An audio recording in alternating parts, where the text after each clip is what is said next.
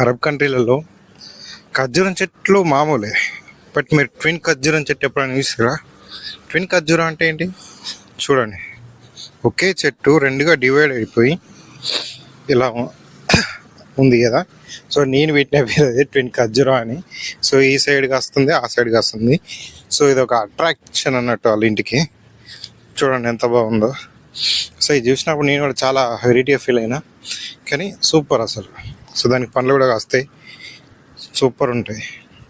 ఆయన తినలేదు కానీ చూడండి, ఒక లుకింగ్ అని వస్తుంది ఇంటికి, అది చూడడానికి కొంచెం అట్రాక్టివ్ ఉంటుంది.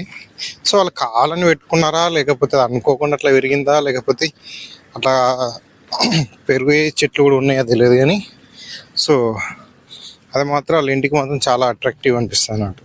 ప్రతి ఇయర్ వస్తుంది, నేను ఎలా చూసిన. సో దీనికి లైటింగ్ కూడా పెట్టిర్రు. సో నైట్ కూడా సూపర్.